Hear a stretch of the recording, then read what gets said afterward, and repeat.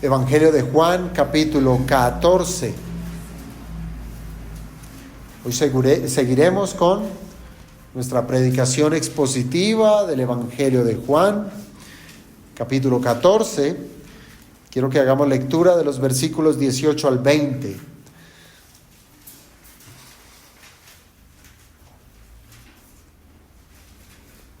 Dice la palabra del Señor: No os dejaré huérfanos, vendré a vosotros. Todavía un poco y el mundo no me verá más, pero vosotros me veréis, porque yo vivo. Vosotros también viviréis.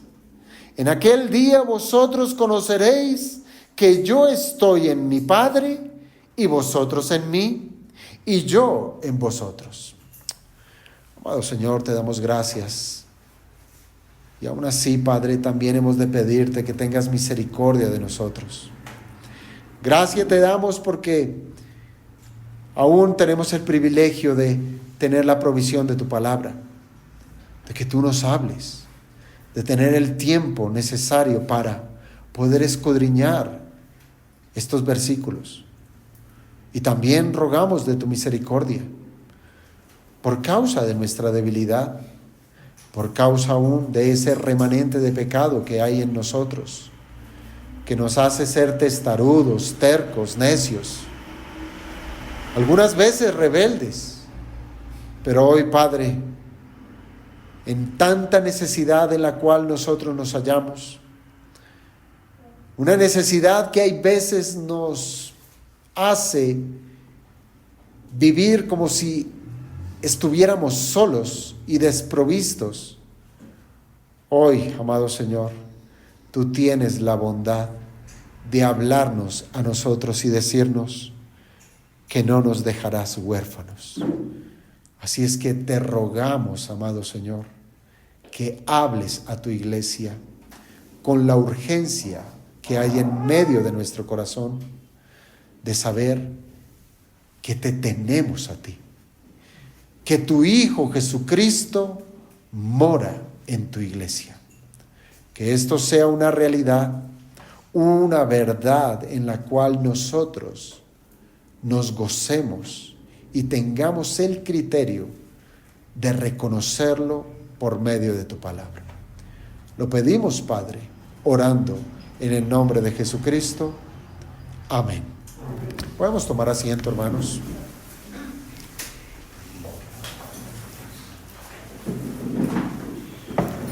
Vamos a avanzar con estos 3 versículos del Evangelio de Juan. Y ciertamente el título que le he dado a este sermón tiene que ver con Cristo. Y es que Cristo mora en el creyente. Cristo mora en el creyente. Y a manera de introducción, amados hermanos, hemos de saber que una de las imágenes quizás más crueles y más tristes es cuando nosotros vemos que por diferentes causas los niños pierden a sus padres, quedando en una posición de huérfanos. Algo muy similar ocurre también con aquellos niños que son abandonados por sus padres. Ahora, según sea la edad del niño, el impacto de la pérdida de sus padres por causa de la muerte, ya sea de los dos o de uno de ellos, va a generar algo en su corazón. Con el tiempo va a ocurrir que aún a ese niño, por más pequeño que haya sido y que haya experimentado la pérdida de sus padres, en su momento va a encontrarse con una verdad, y es que su papá y su mamá ya no están. ¿Qué ocurrirá? Tristeza albergará su corazón. Llegará la tristeza cuando empieza él a experimentar, a sopesar su realidad, la soledad por causa del vacío que dejó su padre o su madre. Claro, va a ocurrir que en el transcurso de su vida, mientras este niño crece, ese huérfano va a tener que suplir por sus propios medios o por otros. Va a saber llenar ese vacío que dejó la ausencia de sus padres. Pero siempre llegará ese momento difícil en el cual sus meditaciones estarán en que si su padre o su madre, aquel que haya muerto, no hubiese partido o no los hubiese abandonado, seguramente no les hubiese tocado afrontar la vida con la misma dureza que le ha tocado vivir. Leyendo asuntos clínicos, uno encuentra que los estudios clínicos y psicológicos han identificado ciertos patrones en los huérfanos. Aunque no es un asunto que se aplique en todos los casos son distintos, pero va a haber una particularidad en los huérfanos, algo que es recurrente, y es que cuando un niño ha perdido a sus padres, él se va a enfrentar con el sentimiento de pérdida, con un sentimiento de abandono y con un sentimiento de soledad. La muerte de los padres viene a ser un asunto que para él es irreversible, que nada lo va a cambiar. Por más de que él pueda involucrarse en otro tipo de relaciones, la ausencia de sus padres ha marcado su vida. ¿Por qué? Porque aquel que era su protector ya no está más. ¿Y esto qué provoca? Esto ha provocado que en algunos huérfanos problemas muy profundos en su corazón. Ha generado problemas de autoestima. Ha generado problemas de identidad. Pues aún para ellos ya no hay un modelo que seguir. Ya no saben qué camino seguir en lo que respecta a esas influencias muy propias del seno del hogar.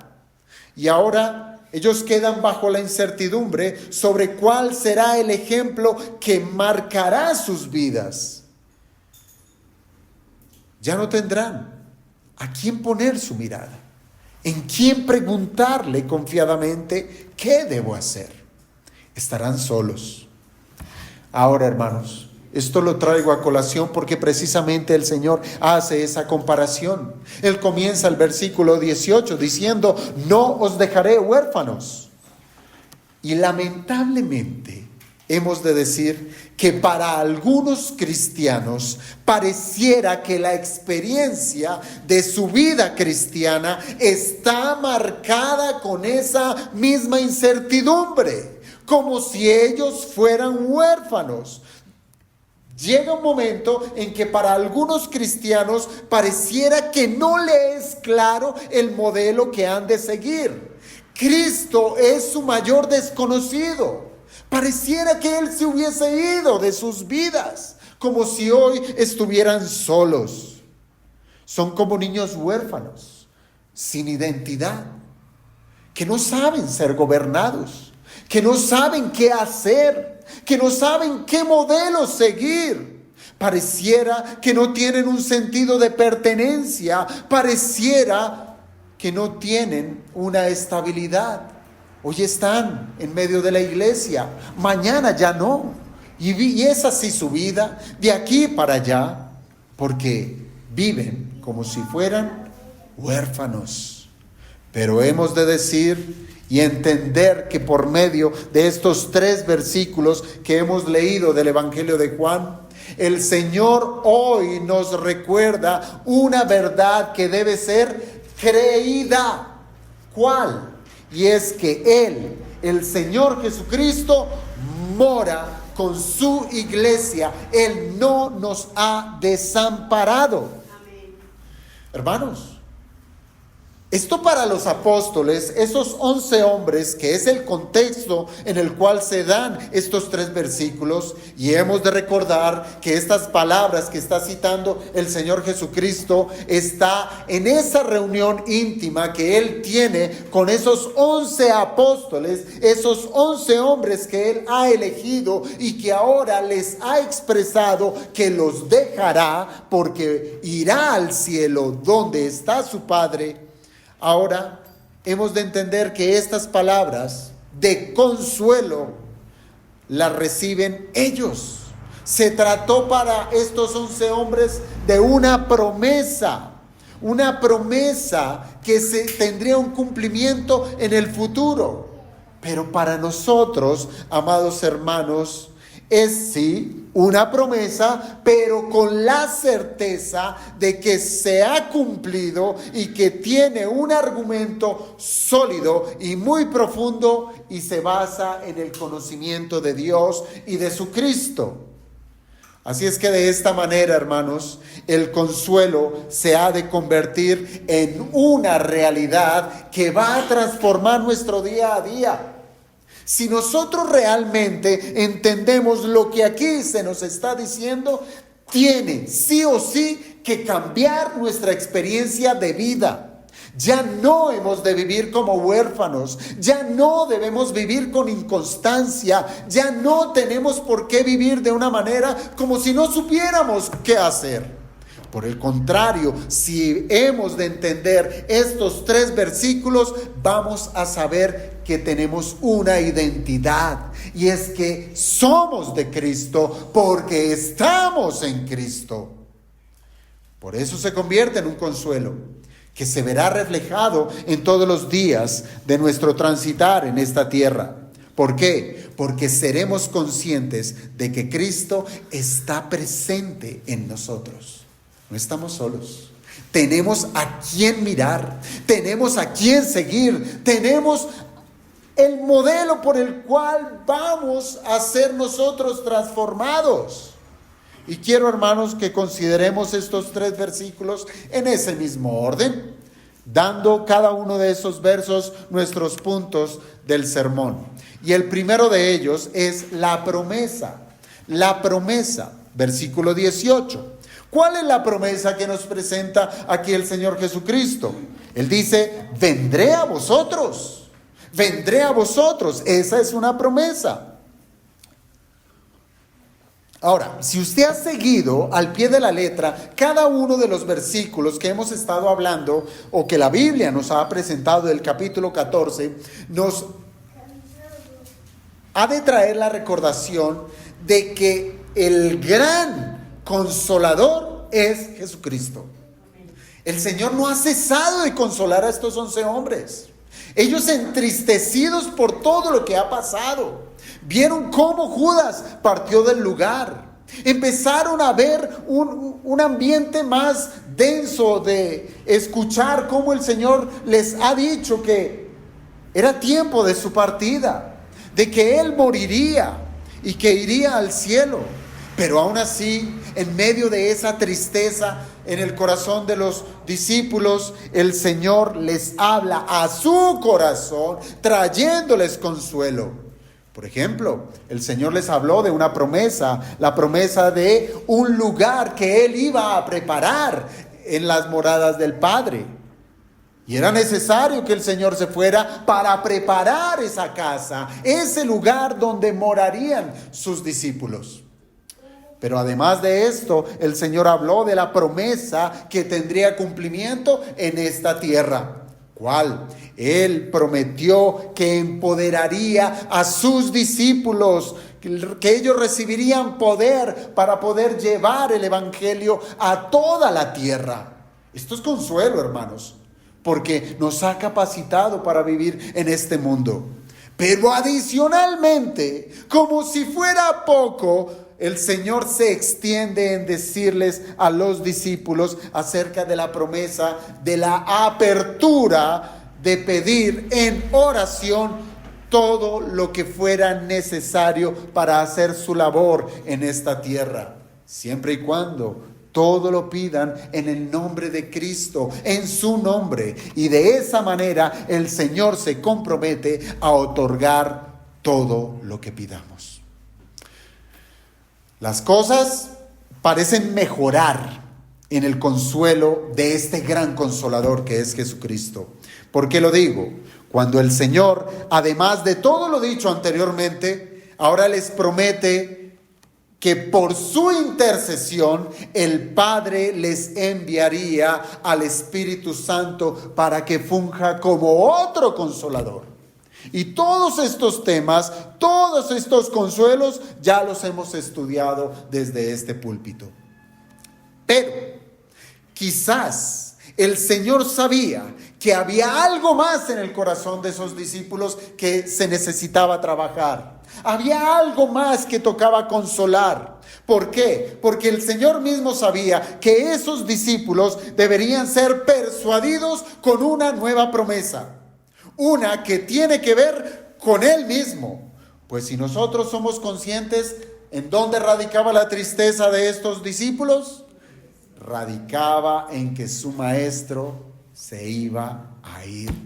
Allí estaba la situación. La tristeza de esos hombres era que el Señor se iría. Así es que Jesús les promete que Él vendría nuevamente. ¿Acaso Jesucristo no es el gran consolador? Sí que lo es, sí que lo es. ¿Y cómo comienza este consuelo? No os dejaré huérfanos, dice el Señor. Es la expresión, hermanos, de la compasión divina. Eso es una expresión de compasión divina. ¿Qué es eso de compasión divina? Bueno, cuando el Señor dice no os dejaré huérfanos, sencillamente Jesús, el Hijo de Dios, está viendo el corazón de esos 11 hombres. Está viendo la necesidad que hay allí. ¿Esto qué nos da a entender? Que Jesucristo es Dios, que Jesucristo ve lo que hay en nuestros corazones. Aunque nosotros no abramos nuestra boca, aunque aún nos mordamos en medio de nuestra necesidad, Él sí sabe lo que estamos sufriendo. En su momento eran 11 discípulos, pero ahora esto se multiplica en cada uno de los creyentes que hay sobre la tierra. Cristo mirando a través de nuestros corazones y hallando que hay necesidad. Hermanos, cada uno de nosotros lidiamos con la necesidad ¿de qué? Necesidad genuina. Porque podemos tener ciertas necesidades que no son tan genuinas.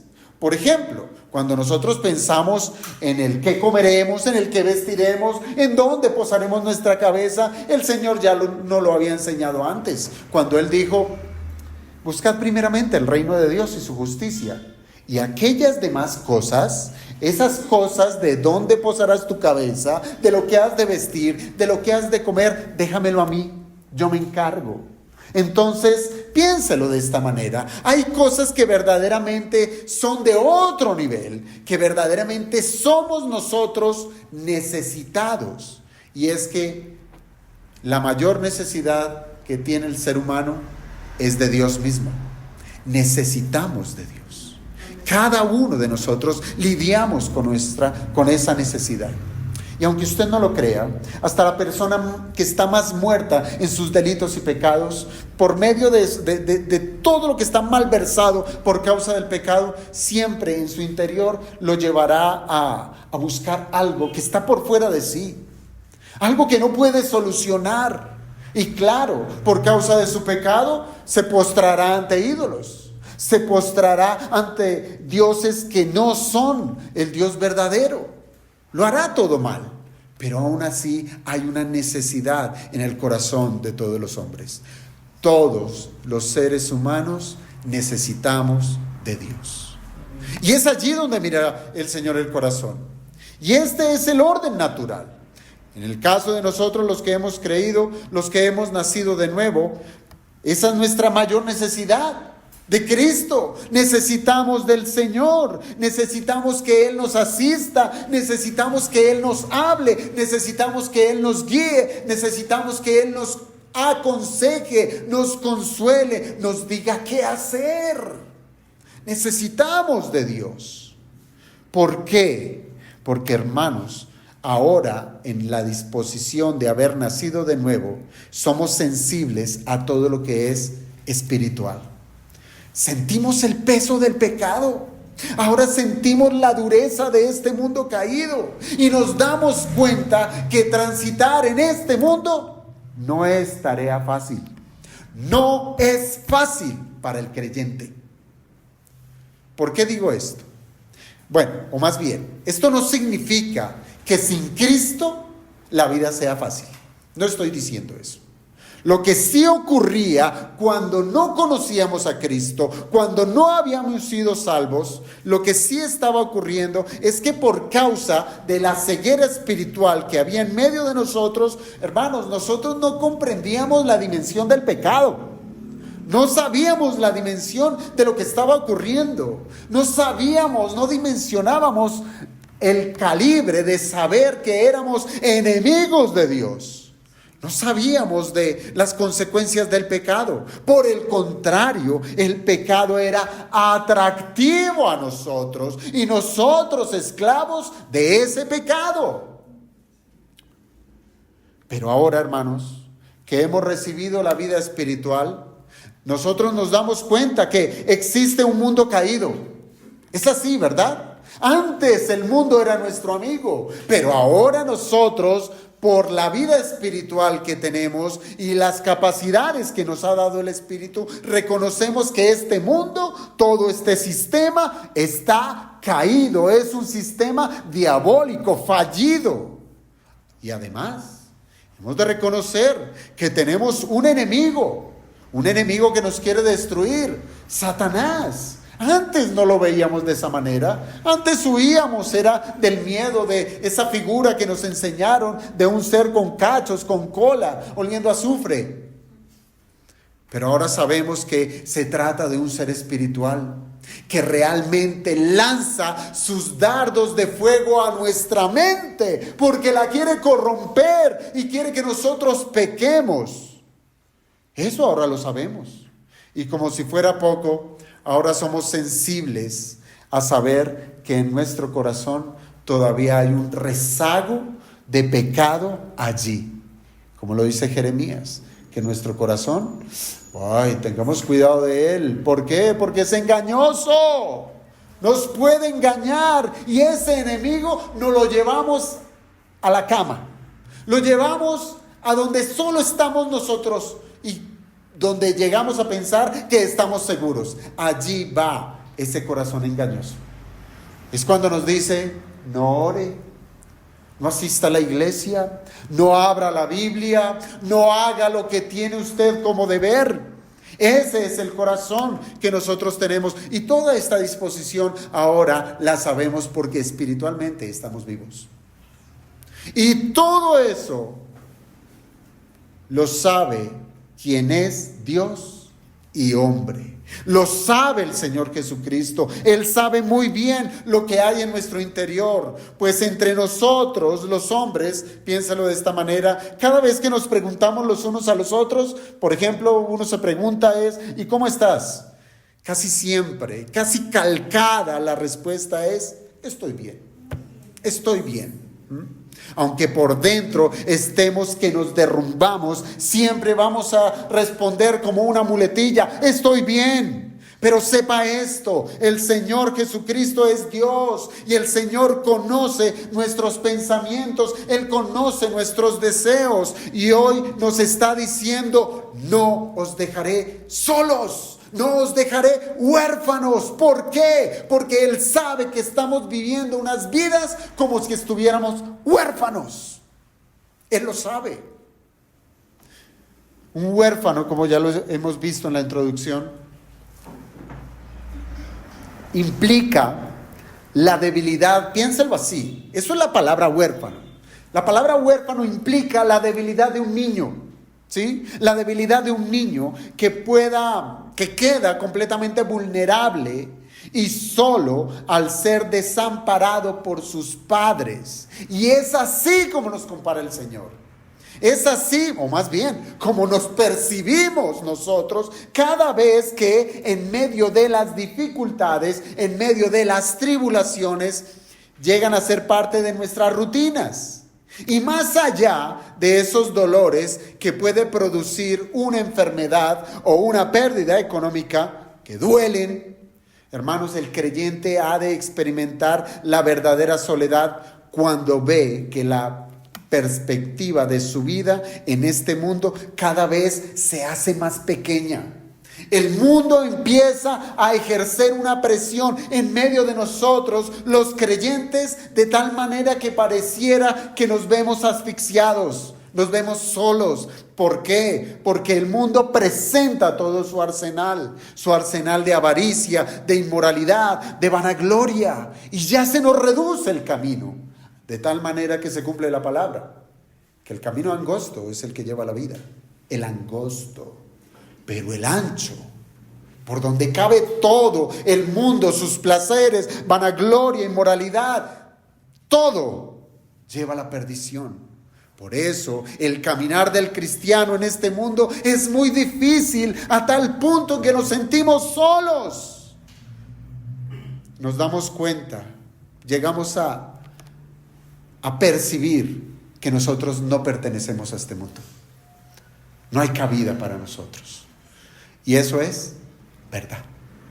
Eso es verdad. No pertenecemos a este mundo caído, pues todo ese sistema mundano está desarrollado de tal manera que solo pecando se puede transitar sin dificultad. Así es. Si usted quiere vivir cómodamente en este mundo, será pecando. No hay otra manera, será pecando.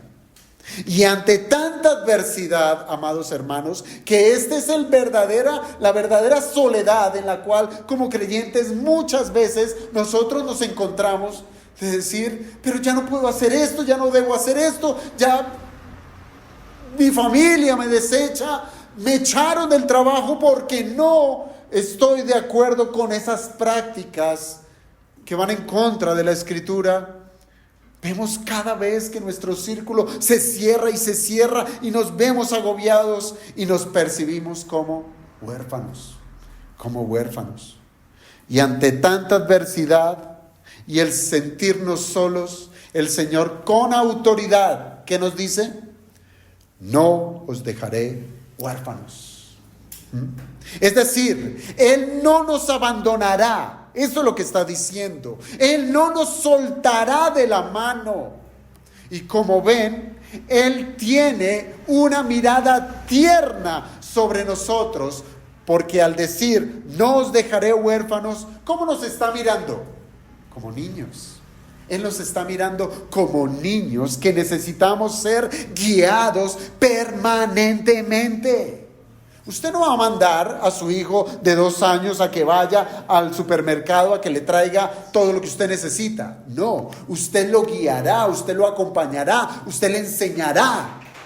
Hay un periodo en el cual la instrucción es fundamental. Y es así como nos está mirando el Señor.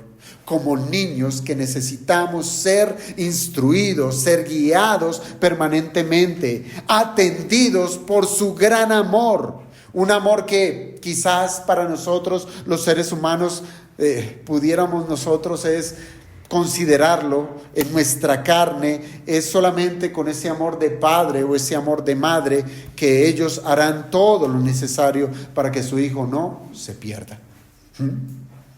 Eso es lo que nosotros como seres humanos podemos traer ante esta consideración, pero el amor de Cristo es mayor que un amor de padre y que un amor de madre. Siempre va a ser un amor incondicional, un amor permanente, un amor que no abandona, un amor que siempre enseña, un amor que siempre corrige, un amor que siempre implica la presencia de ese tutor, la presencia de Cristo en medio nuestro. Él es nuestro Cristo.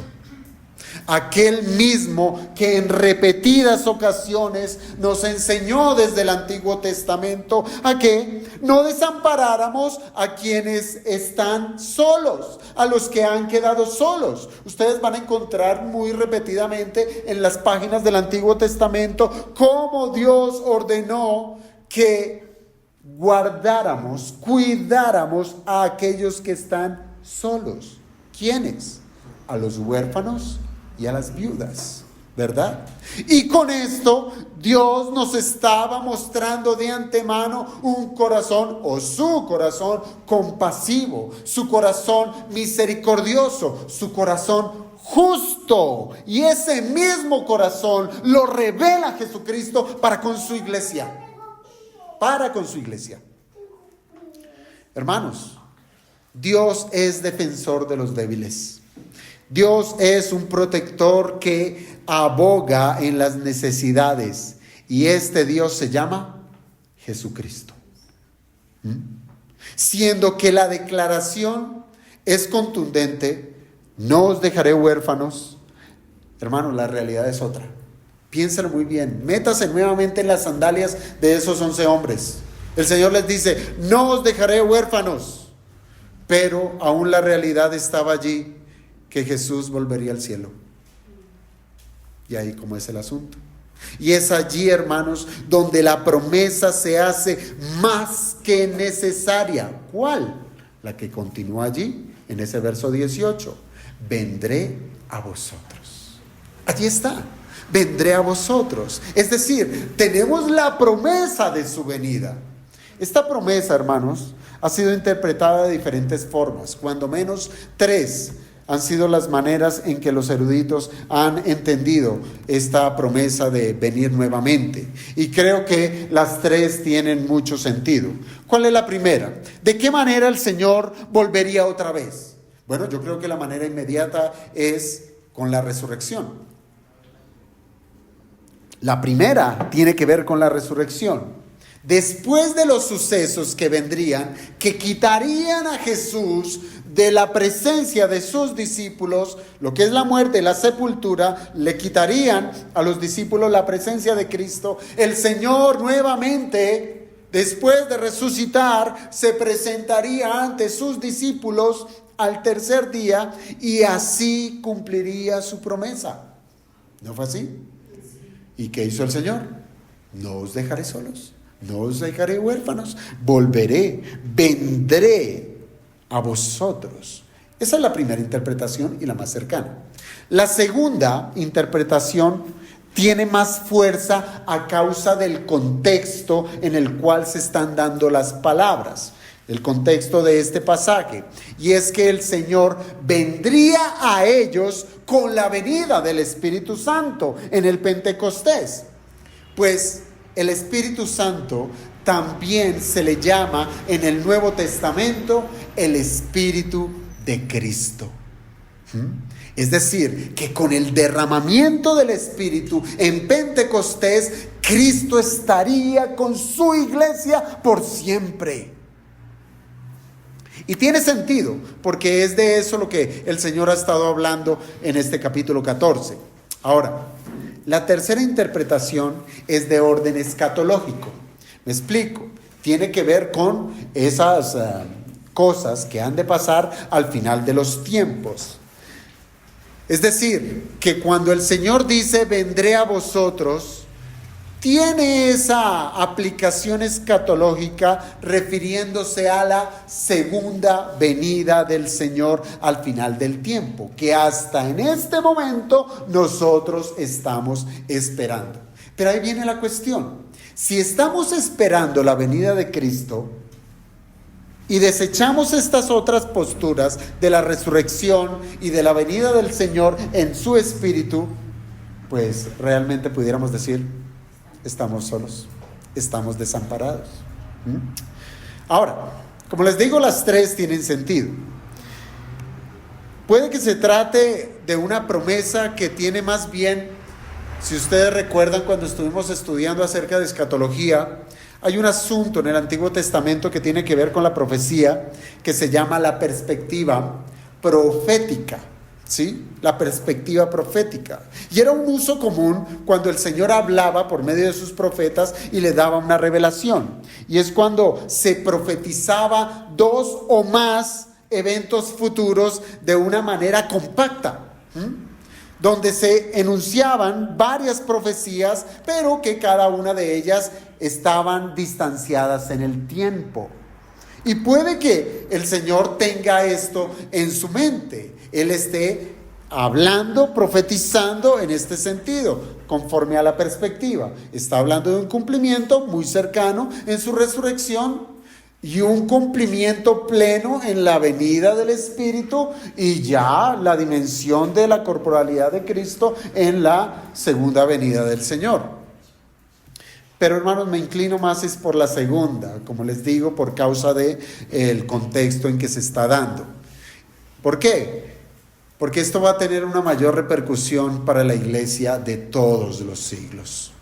Pues con la venida del Espíritu Santo, los creyentes pueden gozar de la presencia espiritual de Cristo. Hermanos, se tratará de una presencia especial. Aquí se cambia la administración.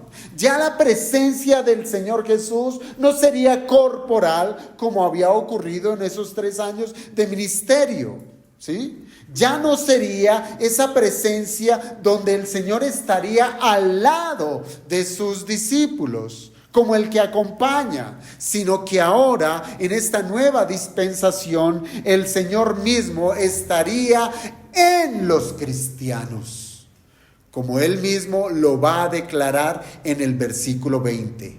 Y yo en vosotros. Así lo dice el Señor. Es decir, es verdad que el Señor haría su presencia en los creyentes, en los cristianos, en la iglesia. Y la única manera es que sea de orden espiritual. Ahora, claro, para esos 11 hombres se trató de una promesa futura, al igual que para aquellos que aún no han creído en Jesús, el vendré a vosotros les queda en el futuro. Pero para nosotros los creyentes es una promesa cumplida, por lo cual, hermanos, nosotros tenemos la certeza de que no estamos solos. Cuando el Señor Jesucristo, gracias a su obra, y ahora lo que hace el Espíritu, tomar la obra de Cristo y aplicarla en el corazón de aquellos que han creído, allí Cristo mora en medio del creyente. Ahora, recuerden la tristeza, piénselo de esta manera. Y con ello quiero inclinarme y ayudarles a ustedes a que consideren que la presencia o la compañía o la venida que el Señor está exponiendo aquí en el verso 18 tiene que ver con esa venida espiritual. ¿Recuerdan la tristeza de esa pareja que iba camino a Emaús después de la muerte de nuestro Señor Jesucristo? Ellos iban entristecidos, salieron de Jerusalén y iban para Emaús. Entristecidos en su corazón, porque el Señor había sido crucificado y con todas las dudas que la muerte puede llegar a traer, porque eso es lo que nos pasa a nosotros los seres humanos. Cuando experimentamos la muerte, casi siempre lo pensamos es de una manera donde es definitiva, donde se acabó, donde ya no hay esperanza. Y así estaba el corazón compungido de esta pareja. El Señor en ese momento viene a su encuentro. Van entristecidos en su corazón, porque el Señor se había ido, porque el Señor los había dejado. Ellos estaban experimentando esta condición de huérfanos, pero no era así. ¿Qué ocurre? El Señor vino a su encuentro, y dice el Evangelio de Lucas, allá en el capítulo 24, Jesús mismo se acercó y caminaba con ellos. Él se unió a esa caminata que llevaban esta pareja. Y sabemos muy bien, hermanos, cómo termina ese pasaje. Y es que el corazón entristecido de esos discípulos fue enardecido por las palabras que Jesús les recordó. Él abrió las Escrituras y les dijo: todo lo que está escrito en el Antiguo Testamento hablaba de mí. Y todo se ha cumplido. Todo se ha cumplido. Esto es Lucas 24, del verso 13 en adelante. Así es que, hermanos, el Señor hace sentir su presencia. Él hace sentir su presencia en medio nuestro, en medio de nuestras tristezas, en medio de nuestras aflicciones. Y aun cuando nuestra fe pueda llegar a estar en crisis, el Señor se ha de pronunciar, ¿cómo? Cuando la Escritura es abierta y con el poder del Espíritu nos va a declarar que todo lo que ha sido revelado en su palabra acerca de Él, se ha cumplido y se cumplirá. Así es que, hermanos, esta obra de la expresión espiritual de Cristo nos van a recordar por medio de su palabra que Él vive, que Él reina y que Él cumplirá todas sus promesas como hasta el día de hoy lo ha hecho. El Señor lo había dicho desde el Antiguo Testamento: redimiré a mi pueblo, lo redimiré, lo salvaré. Y Cristo lo cumplió todo. Su obra en la cruz perfecta, el Santo vino a dar su vida por pecadores. Y henos aquí, regenerados, salvos por la sangre de Cristo. Ahora, ¿qué nos queda por delante? Sí, tenemos la promesa de que Él no nos deja huérfanos y de que Él vendrá a nosotros. Y podemos decir: Él vino y Él está con su iglesia. Pero ¿podemos tener certeza, hermanos, de esto? ¿Podemos tener certeza de que Cristo vino? Pues, hermanos, ese será nuestro segundo punto: la certeza del cristiano de la morada de Cristo en él. Esto lo dice el verso 19. Todavía un poco, les dice a esos 11, y el mundo no me verá más, pero vosotros me veréis, porque yo vivo y vosotros también viviréis. Hermanos, esta es una certeza. Ahora yo le pregunto, ¿qué es una certeza? ¿Qué es eso de una certeza? Hermanos, una certeza básicamente se trata de un conocimiento que es seguro, de un conocimiento que, bueno, en otras palabras, podemos considerarlo como una convicción de que lo que se cree es verdadero y confiable. Los creyentes tenemos la convicción de que estos 66 libros es la palabra de Dios, infalible, no tiene error, y que de allí está todo lo necesario para la vida y la fe del hombre. Así es que eso es certeza, tener esa convicción de que esto es verdadero y de que esto es confiable.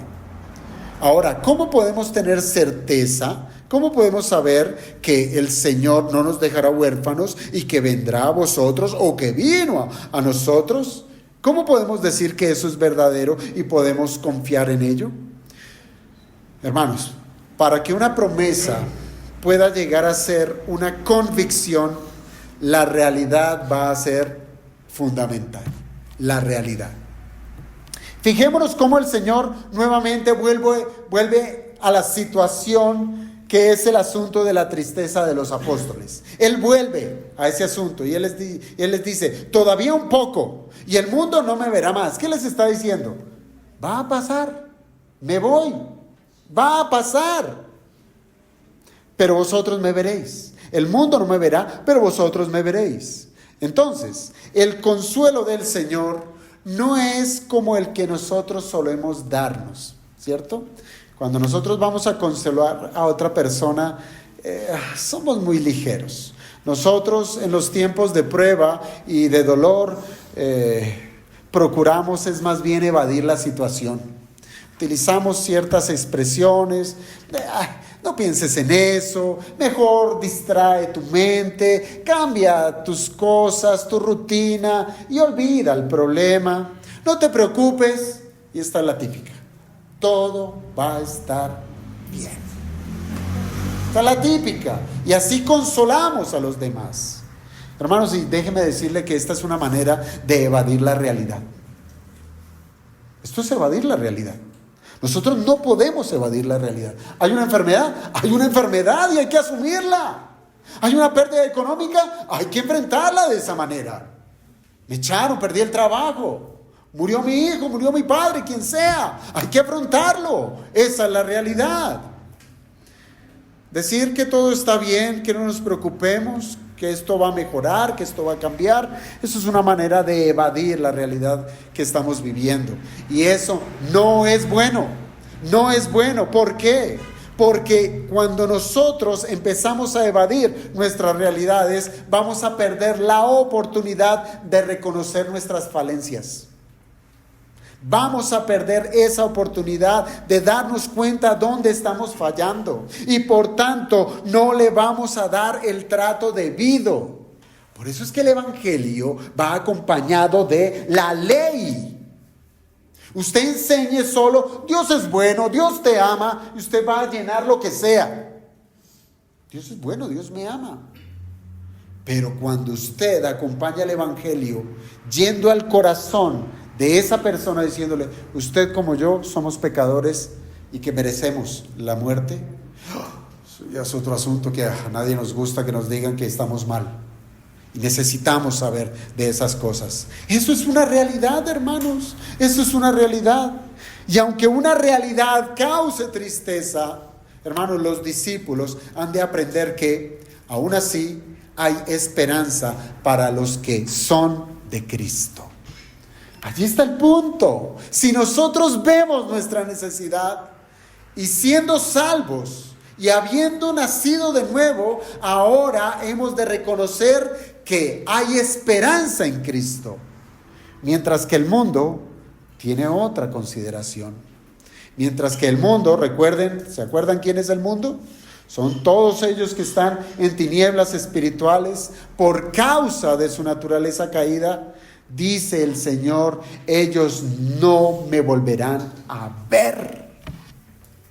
Lamentable. Ellos no me volverán a ver. Mientras que los discípulos, mientras ustedes que han creído en mí, sí van a tener ese privilegio. Esta es la realidad. Hermanos, y esto se cumplió perfectamente. Pues desde que Jesús fue sepultado, ¿qué pasó? Ninguno de sus enemigos le volvió a ver físicamente. Ninguno. Mientras que las Escrituras atestiguan que desde el tercer día de la resurrección del Señor Jesucristo hasta el día de su ascensión, Él, el Señor Jesús, se apareció solamente a sus discípulos, a nadie más. Solo a sus discípulos. Se apareció a María Magdalena. Se apareció a las mujeres que fueron al sepulcro. Se apareció a esta pareja que iba camino a Emaús, discípulos. Se apareció a Simón Pedro. Se apareció a esos 11 en el aposento alto cuando no estaba Tomás. Se apareció a los 8 días, primer día de la semana, cuando estaba Tomás. Se apareció, y esto es espectacular, a 500 hermanos a la vez. Se apareció también a su hermano, medio hermano, Santiago. Y así sucesivamente. Solo se apareció, se dejó ver. ¿A quiénes? A sus discípulos. Se cumplió la palabra. Todavía un poco. Y el mundo no me verá más, pero vosotros me veréis. Me veréis. Así es que, hermanos, estas palabras solamente serán de aliento. ¿Para quiénes? Para los creyentes. Y será una gran tragedia. ¿Para quiénes? Para los que se resisten a creer. Es una tragedia. ¿Por qué? Porque están enceguecidos y seguirán siendo enceguecidos en su entendimiento, de manera que van a quedar privados de la provisión de la salvación. Se les predicará el evangelio y no verán a Cristo. Se les predicarán las buenas nuevas de salvación y no verán la hermosura del Salvador. Y llegará un momento en que ese evangelio quedará en silencio. Ya Cristo no les será revelado. Solo tendrán una sola vez, una última sola vez, en donde podrán ver a Jesucristo. Y será en aquel día cuando van a comparecer ante el juicio de Dios para ser condenados eternamente. Y es donde dice la Escritura: y toda rodilla se doblará y dirá: Él es el Señor. Pero ya es tarde. Ahora, hermanos, la oportunidad que tuvieron los discípulos de ver a Jesús después de la resurrección se transformó en un asunto que pasó de lo físico a lo espiritual. Y como les digo, una nueva administración venía al encuentro del pueblo de Dios. Pasó de lo físico a lo espiritual. Y traigo nuevamente a colación a esta pareja que iba camino a Emaús. ¿Qué dice la Escritura? El Señor se les une al paso y les empieza a preguntar: ¿por qué están tristes? Es que no sabes lo que pasó en Jerusalén. Todo el mundo sabe y tú no sabes. No, ¿qué pasó? Pues Cristo, el que nos habían prometido que era el Salvador, etcétera, etcétera. ¿Y qué estaba ocurriendo? Ellos no reconocieron a Jesús y lo tenían allí, al lado, les estaba hablando, no lo reconocieron. Pero tuvo que ocurrir una serie de asuntos para que esta pareja pudiera reconocer a Jesucristo.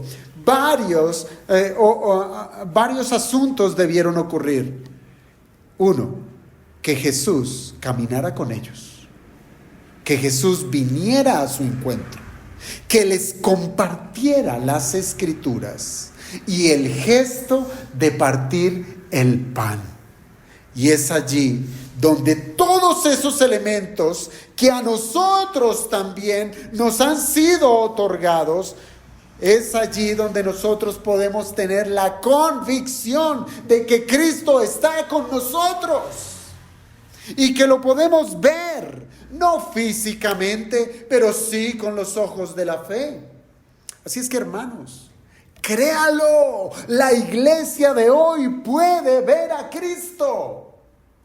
Esto es reconocer su presencia espiritual a través de la palabra de Dios, cuando se predica, cuando se lee, cuando se canta, cuando se ora. Podemos reconocer la presencia de nuestro Cristo cuando practicamos las ordenanzas. ¿Se acuerdan?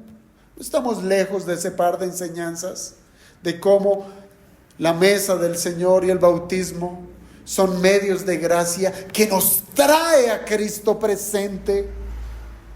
Cuando nos reunimos a orar, hermanos, allí nuestro Cristo está.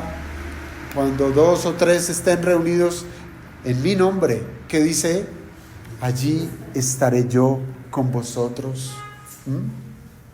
Cuando nos reunimos a adorarle, Él está con nosotros. Y el Espíritu Santo, hermanos, es el que se encarga de atestiguar a Jesucristo en nuestros corazones. Por más de que en medio de una audiencia todos seamos expuestos a las ordenanzas, a la oración, a la predicación, pero si el Espíritu no atestigua a Cristo en un corazón, esa persona está ciega y no verá a Cristo. No lo verá.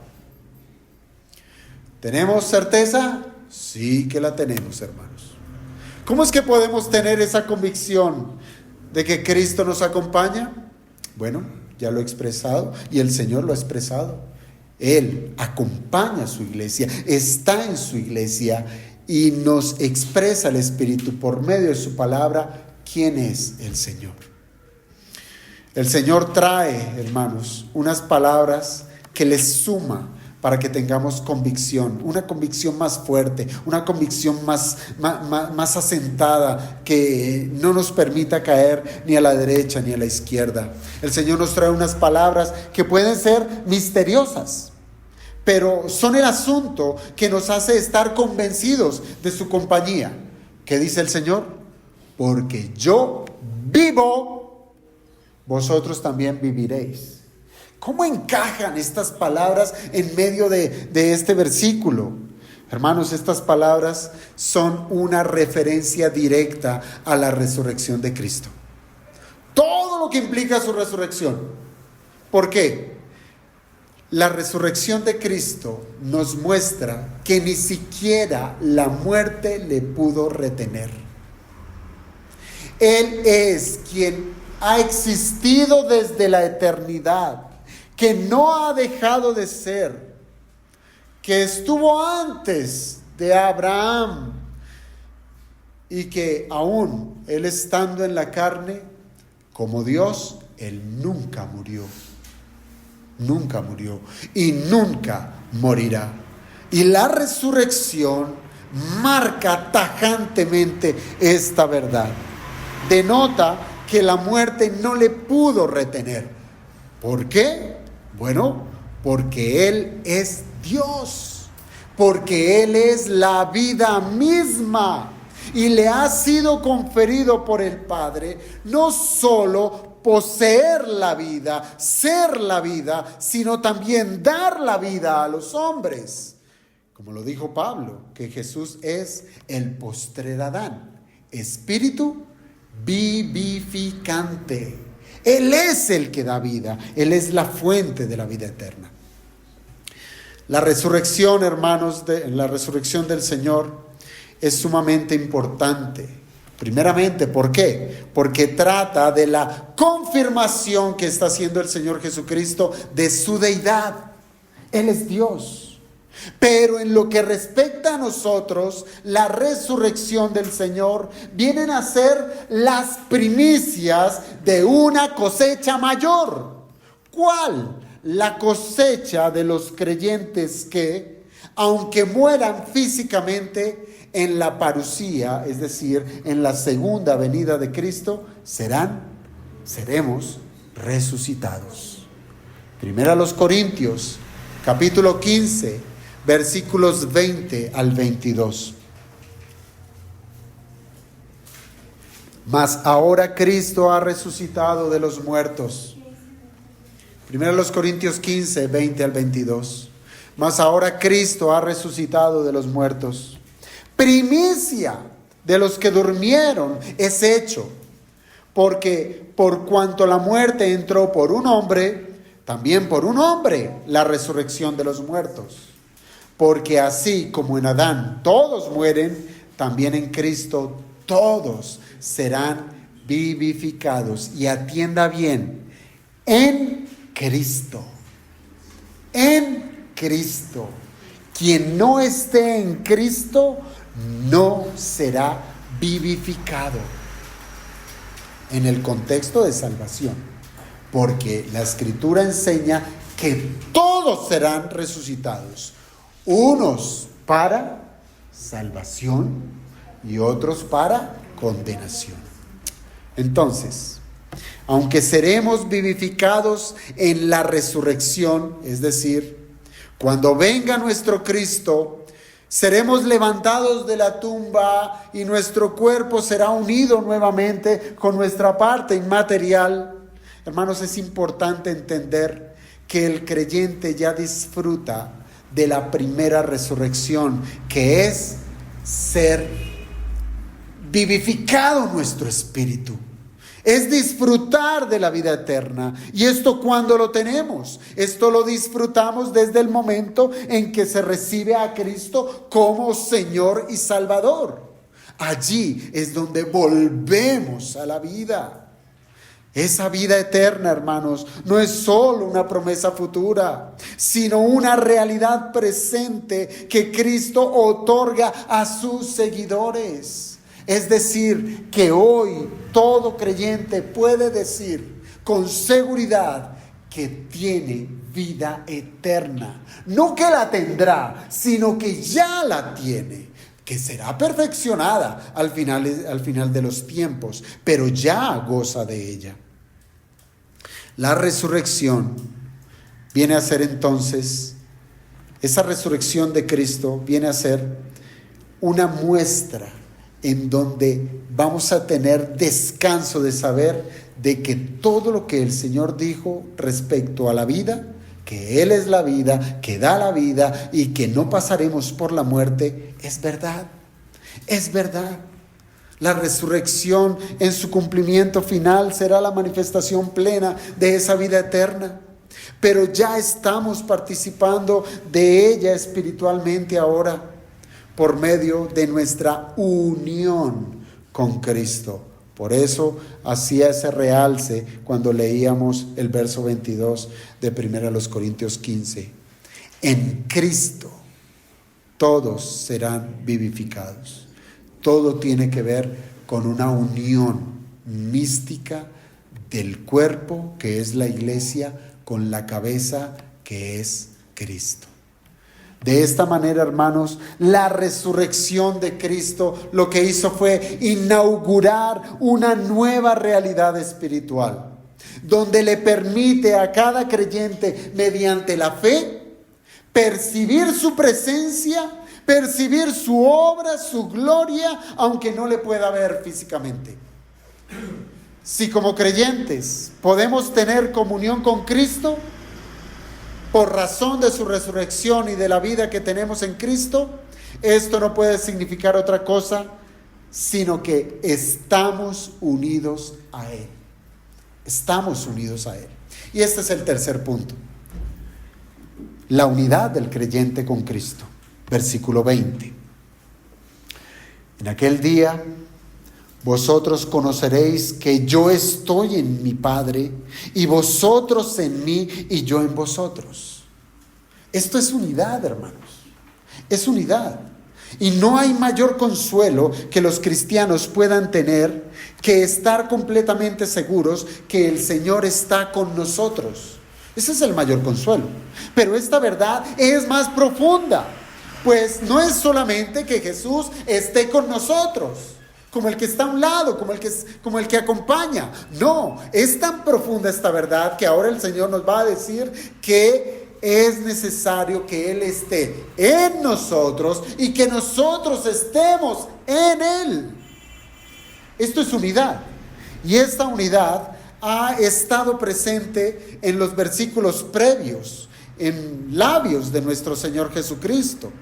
Pues verdaderamente estamos unidos a Cristo por la presencia del Espíritu Santo en nosotros. Y además nosotros podemos tener la plena seguridad que estamos unidos a Cristo por la vida eterna que hemos recibido de Él.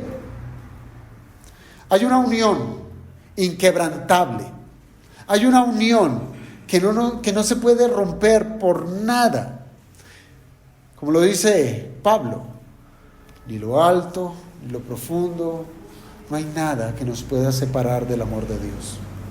No hay nada que nos pueda separar de la unión que ahora tenemos con Cristo. Pero hay una unión que el Señor trae a colación, que la trae a manera de ejemplo. Una unión que es inquebrantable y es la que hay en el seno de la Trinidad, que ha existido por siempre, la cual ha hecho de Dios un ser único. Por tanto, no hay manera de nosotros poder compararlo con nadie. La unidad de Dios, el Señor la ha estado también anunciando en varias ocasiones en este mismo evangelio. Piense, por ejemplo, cuando dijo en Juan 10:30, yo y el Padre somos uno. Unidad. Yo, Jesús y el Padre somos uno. Ahora, en el capítulo 14, no muy lejos de donde estamos, verso 9 y 10, el Señor dijo: el que me ha visto a mí, ha visto al Padre. ¿Cómo pues, dices tú, muéstranos al Padre? ¿No crees que yo soy en el Padre y el Padre en mí? Es decir, que la esencia es la misma. ¿No lo crees? Y ahora nos dice aquí en el verso 20: yo estoy en mi Padre. Con estas declaraciones, el Señor Jesucristo está diciendo que es igual a Dios. Sencillamente. ¿Por qué? Porque su esencia es divina y por tanto Él goza de la gloria, del poder y de todas las perfecciones que solo Dios puede tener. Pero al mencionar esta unión con el Padre, aquí en Juan 14:20, quiere enseñarnos que hay una unión que nos alcanza a nosotros también. Hay una unión que nos alcanza, por lo cual no estamos desamparados. Claro que hemos de saber que entre la unión que hay en medio de la Trinidad y la unión que tenemos la iglesia con Cristo, en Cristo, hay una distinción notable. No son iguales. La unidad que hay en medio de la Trinidad es de orden sustancial, es decir, que las tres personas de la Trinidad comparten la misma esencia o sustancia divina. Es por eso que uno puede poner dos versículos uno al lado del otro y no se contradicen. Deuteronomio 6:4 y Juan 10:30. Cuando dice Deuteronomio 6:4, oye Israel, Jehová nuestro Dios, Jehová uno es. Una verdad absoluta, ¿verdad? Verdad absoluta. Y a la misma vez, el mismo Espíritu que inspiró el Antiguo Testamento, inspiró el Nuevo, y en boca del Señor Jesucristo, Él dice en Juan 10:30, yo y el Padre somos uno. Este tipo de unidad, aunque nosotros no podamos entenderla, aunque nosotros no podamos compartirla, es debido a esa distinción que hay entre lo divino y nosotros, seres creados. Hermanos, nosotros no podemos ser unidos a Dios.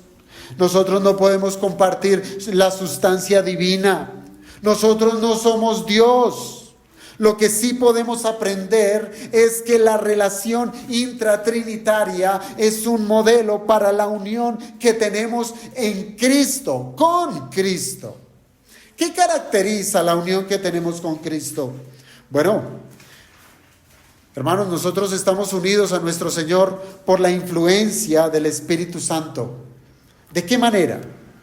El Espíritu Santo lo que hace es traer a los redimidos del Padre y los sumerge en el cuerpo de Cristo. Los sumerge en Cristo mismo. Es como lo dice la primera carta a los Corintios, capítulo 12, versículo 13. Porque por un solo Espíritu fuimos todos bautizados en un cuerpo, sean judíos o griegos, sean esclavos o libres, y a todos se nos dio a beber de un mismo Espíritu. Claro, el Espíritu Santo lo que hace es bautizarnos en el cuerpo de Cristo, nos hace parte de Cristo. Ahora estamos en Cristo y Cristo en nosotros. Bueno, esa es la unión que hay entre la iglesia y el Señor. Y hemos de reconocer que aunque hay diferencias entre la unión que hay en la Trinidad y la unión entre Cristo y el pueblo, su pueblo, la iglesia, hermanos, también hay elementos que se comparten. Por ejemplo, si la unión entre el Hijo y el Padre es de esencia divina, nosotros gozamos la unidad con el Hijo en un orden distinto. ¿Cuál? El orden espiritual y redentor. espiritual y redentor. ¿Por qué? Porque el Espíritu es quien nos sumerge espiritualmente en el cuerpo de Cristo y nos une a Cristo en la obra redentora que Él hizo a favor nuestro.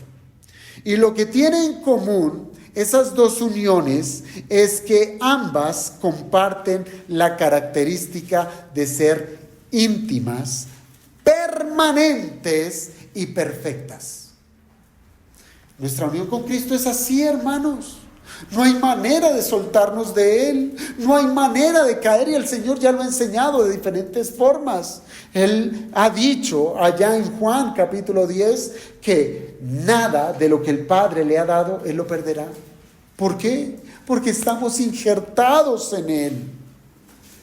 Se trata de una unión íntima con Cristo, permanente, es decir, no fallará en ningún momento, y perfecta. Así como el Señor goza de perfecta comunión e intimidad con el Padre, la mediación del Señor Jesucristo ahora nos permite tener comunión con el Padre. ¿Sí lo sabía?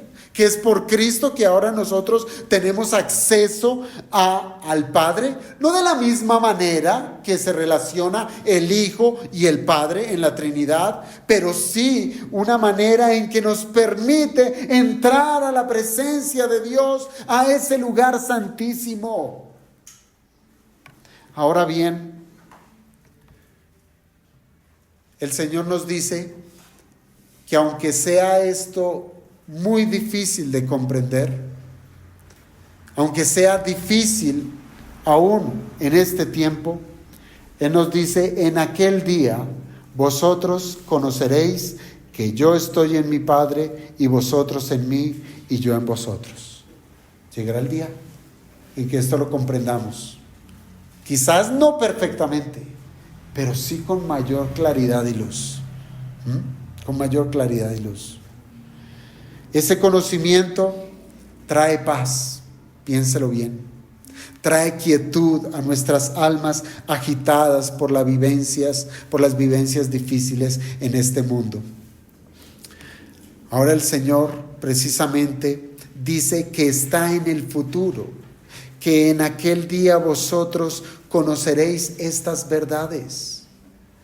Hermanos, la revelación de estas verdades están dispuestas para aquel día. ¿Cuál es ese día? ¿Cuándo será ese día en que podamos comprender, conocer estas verdades de la unidad trinitaria y de la unidad que tenemos con Cristo? Hermanos, yo estoy convencido que se trata de un día largo. De un día largo que comenzó con la venida del Espíritu Santo a ejercer influencia poderosa en medio de los discípulos del Señor, y que se ha extendido y se extenderá hasta la segunda venida de nuestro Señor Jesucristo. Y en el transcurso de ese día largo, el Señor, por medio de su palabra, nos enseñará y nos revelará sus misterios. El Espíritu Santo ha estado guiando a la iglesia en el conocimiento de la verdad en Jesucristo. Y esto va a llegar a su plenitud hasta que todo nuestro ser sea redimido, sea librado de cualquier vestigio de corrupción. Y podemos hoy testificar que ninguno de nosotros, óigase bien, ninguno de nosotros hasta el día de hoy podemos entender la unión que hay en la Trinidad. No podemos. No podemos. No podemos entender acerca de la unión mística que tenemos con Cristo. Pero eso es así. Y gracias al Espíritu Santo es que hemos podido reconocer estas verdades escriturales y podemos creerlas. Quizás entenderlas, ¿no? Pero sí creerlas. Podemos. Ahora bien, hermanos, quiero concluir diciendo que pasajes como estos, que son sumamente profundos, hermanos, los tenemos a nuestro alcance.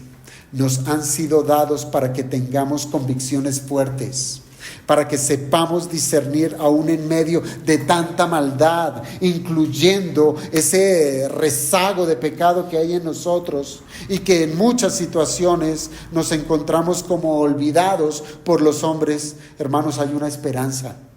Hay esperanza que claramente tiene una expresión escatológica en la segunda venida del Señor Jesucristo viniendo por su iglesia. Pero la esperanza tiene otra expresión de impacto inmediato, y es que el Señor Jesucristo está hoy con nosotros. Y hemos de ser conscientes que es en un orden espiritual, no físico. Cristo no nos ha desamparado. Créalo. El Espíritu Santo que mora en nosotros no ha cesado ni cesará en manifestar la presencia continua de Cristo en nuestros corazones. Eso lo hace el Espíritu. Puede que lo que ha estado ocurriendo en la vida de algunos cristianos es que quieran ver con sus ojos físicos lo que solo se puede ver por medio de la fe. Y ahí está la piedra de tropiezo. La unión que tenemos con Cristo es real y la hemos de estar cultivando para un mayor entendimiento cuando nos sometemos al gobierno del Espíritu Santo. Sin esa dirección, óigase bien, sin la dirección del Espíritu no podemos experimentar que Cristo está con nosotros.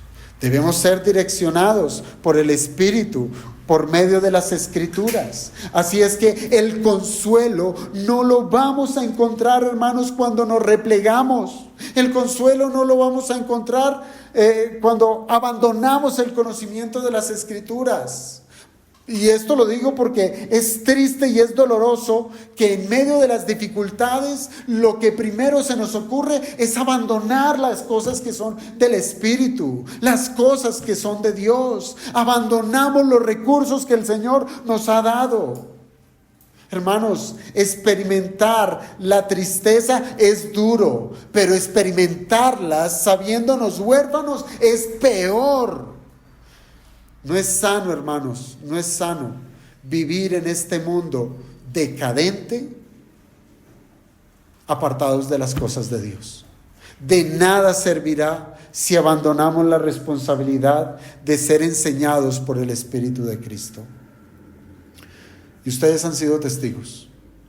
Muchos de aquí han partido con tristeza en su corazón. ¿Por qué?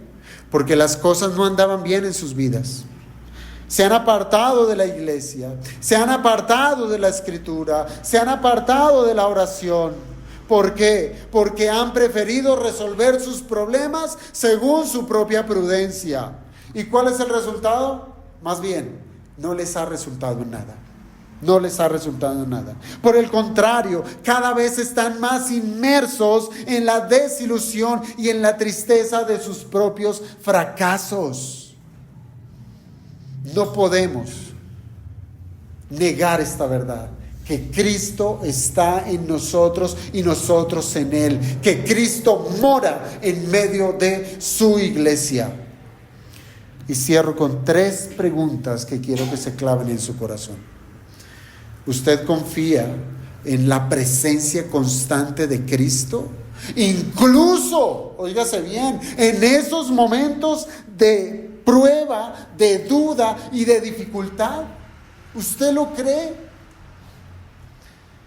Segundo lugar, ¿cómo usted vive en respuesta a la vida que Él le ha dado?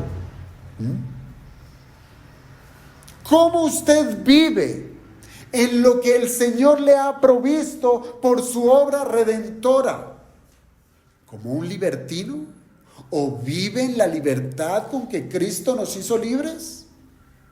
Y en tercer lugar, usted está cultivando una relación íntima con Cristo mediante la oración y la comunión diaria, y en especial la comunión del día domingo. Si usted no cultiva esta relación, usted va a experimentar el dolor de saberse solo. No porque Cristo le haya abandonado, sino porque fue usted quien cerró la puerta. No le escucha en su palabra, no quiere relacionarse con Él por medio de la oración, no quiere tener comunión íntima en la adoración. ¿O de qué manera quiere relacionarse con Dios? ¿A la manera del mundo? ¿Con un ídolo en su bolsillo?